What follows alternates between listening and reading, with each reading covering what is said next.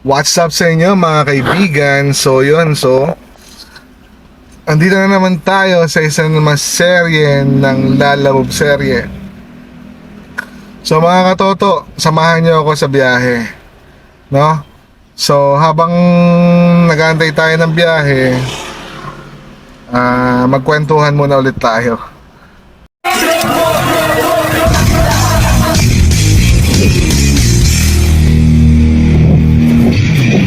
So ayan mga katoto, no? So maaga tayong umalis kanina kasi nga bala kong maagang maglalamove. Kaya lang ang nangyari, ang dami kagad, umiral na naman kagad at namayagpag si 4896 gang. So kung sa mga matatagal na naglalalamove, so familiar kayo kay 4896 gang.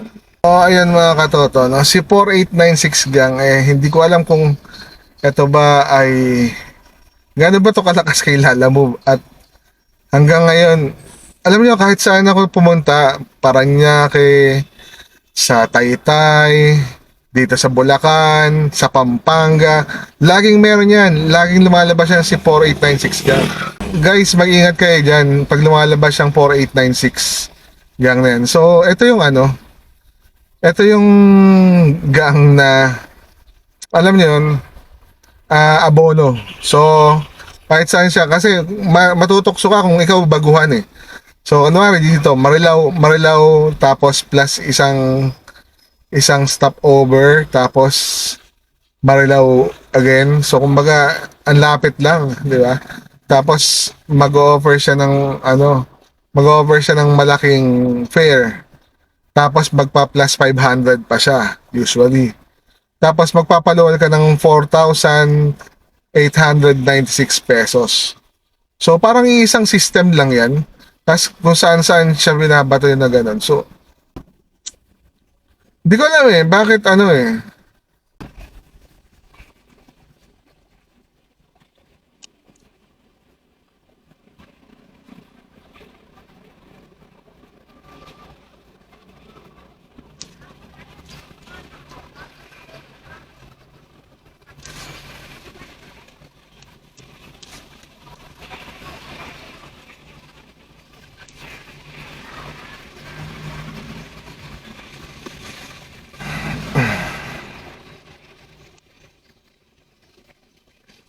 So ako honestly hindi ko alam kung anong nangyayari diyan, kung bakit nakakalusot kay Lalamove.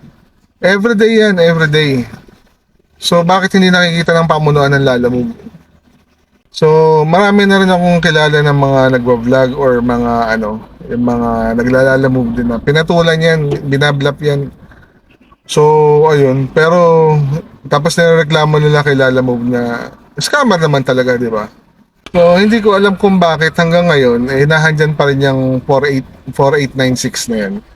So, pag yan lumabas mga katoto, lalo na yung mga bagong naglalalamove. Actually, kahit sa 1000 kg lumalabas yan. So, mag-ingat at wag yung kukunin mga katoto. Sure ball yan na scam yan. Yun lang mapapayo ko sa inyo. At nako, sobrang scam yan si 4896. Minsan papatulan ko yung 4896 na gusto kong marinig yung boses niya.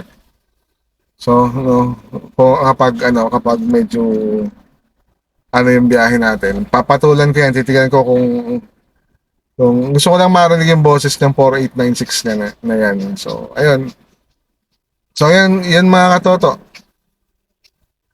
Samahan nyo ako sa biyahe natin ngayon. So, let's go!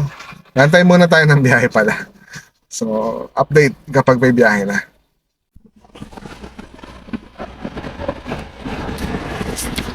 Guys, may booking na tayo. Ang nakuha natin, tagal natin doon, mga isang oras mahigit. Nakakuha na tayo, ang delete kasi ng booking, pero ito, nakakuha tayo Valenzuela to Balagtas. So, ayun. Okay naman yung rate niya, kulang 400.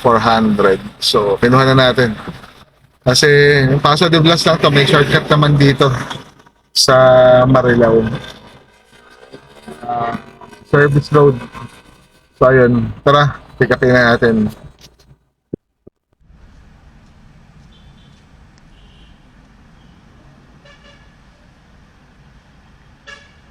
Tagal natin nag-aantay kanina pero wala eh. Hindi maganda yung mga booking, mabababa. So talo kasi kapag mababa. Sayang yung sayang yung top up. So eto okay naman siya. Kulang-kulang 400, 390 something. So kinuha na natin. Box na to. So tara.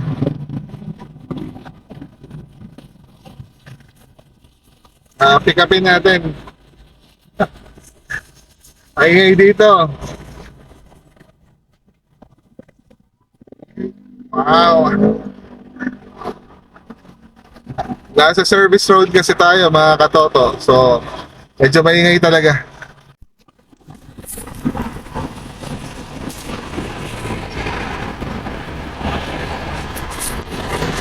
So sa mga taga Bulacan diyan, no? Tapos pupunta kayo ng Valenzuela papuntang mga Paso de Blas or pupunta kayo ng ah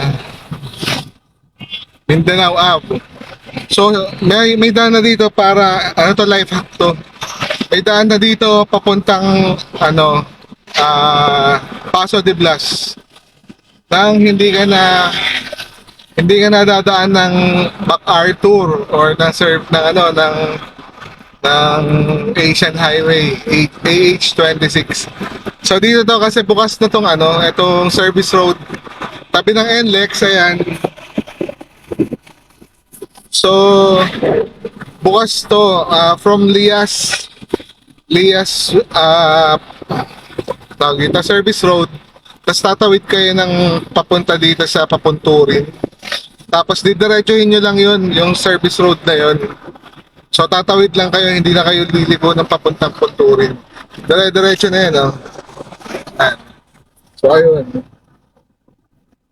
So magkakatalo lang yan pagdating doon sa may sa may papuntang Kawang Bato ba yun? Yung aakyat ka tapos ayan. Aakyat ka and then gagamit ka ng ng pinaka kasi hindi ka makakadiretso eh, mahuhuli ka.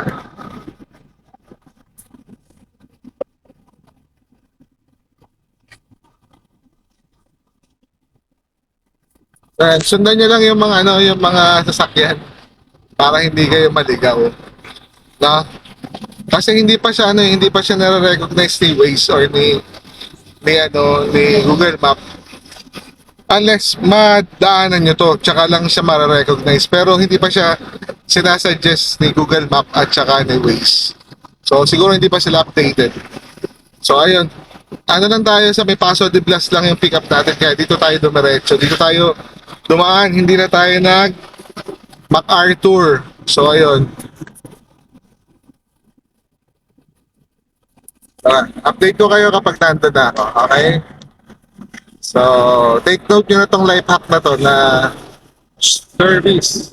service road. Okay.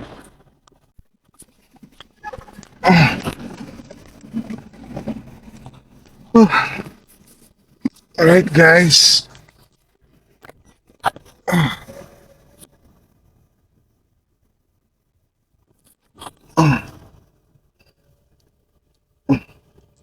Inat.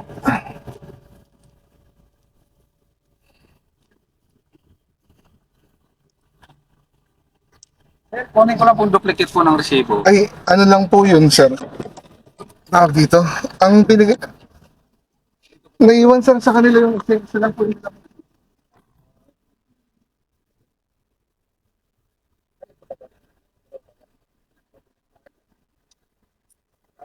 Okay, salamat po.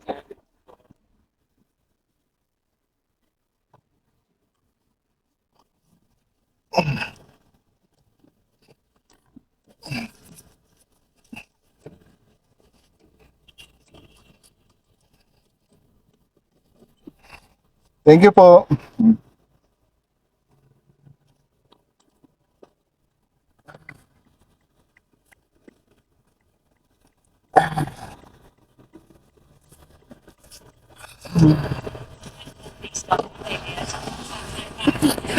Alright guys, item pick up. Mahirap mag-video sa warehouse kasi bawal. Alam niyo naman yan. Pero yun, dalawang warehouse yung pinagkuhanan natin guys. So, dun sa isang warehouse, may kinuha tayo, tapos sa kabilang warehouse, may kinuha pa rin tayo. So, hindi naman alam nung customer natin na dalawang warehouse pala yung pagkukunan. So, in-inform naman natin sila. No? In-inform natin si customer na ayun, dalawang warehouse. So, hindi sila aware. Tapos, humingi na tayo ng konting dagdag. Nagdagdag tayo kahit 50 pesos. Sa tawid kasi yung warehouse, sa tawid ng NLEX. So, ayun. Tapos medyo traffic, ganun. Siyempre, alam niyo naman, talo sa gas, ganyan. Tapos single booking lang. Kaya hindi tayo makakapag-double book dahil tignan niya yung dala natin. Hanggang dito meron tayo. Hanggang sa loob meron tayong karga. So, hindi negative tayo sa double booking. So, ayun, nagpadagdag tayo 50 pesos. Okay naman kay customer. Sa iba, medyo 100 yung pinadadagdag. Pero tayo, ano lang, pakonsuelo lang ba? Ayun, pandagdag gas lang. Okay na sa atin yan. No? So, ayun. Ito, traffic. Traffic, papabalik. So, ayun. That's all, folks. Hello, good afternoon. Sir, Lalamove po. Apo, sir, nandito na po. Apo, nandito na po ako sa may elementary school, sir. Supplying bee po ba mismo, sir? Okay. Kulay blue na gate. Okay, sir, copy po. Okay, sir, okay. Salamat po.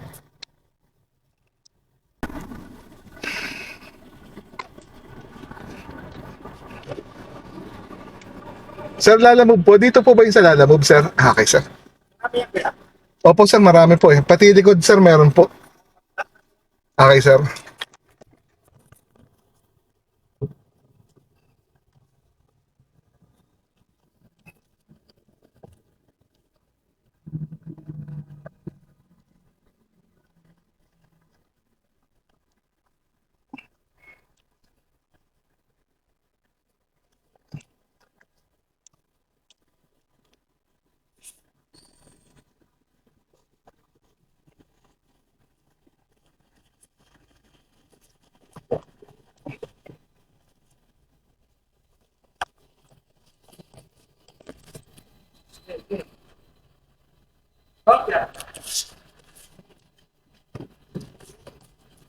Okay na yan, sir?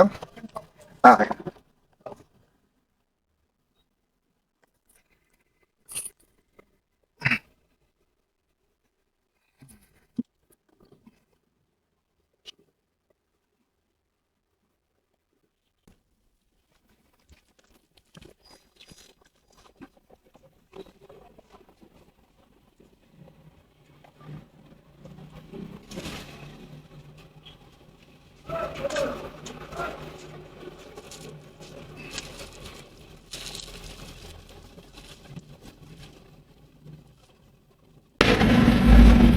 So, update mga katotos. Hindi na ako nakapag-update kanina sa biyahe kasi nga, busy. As in, ayun, dito ako napadpad sa Kogyo, sa Antipolo. Nandito ako sa Antipolo ngayon. So, nag-aantay lang ako ng pabalik. Ayun. Nag-aantay lang ako ng pabalik. So, update na lang mamaya mga katoto. Medyo hapon lang. So, tingnan ko makakapag-update pa ako mga. Okay? So, dito muna ako.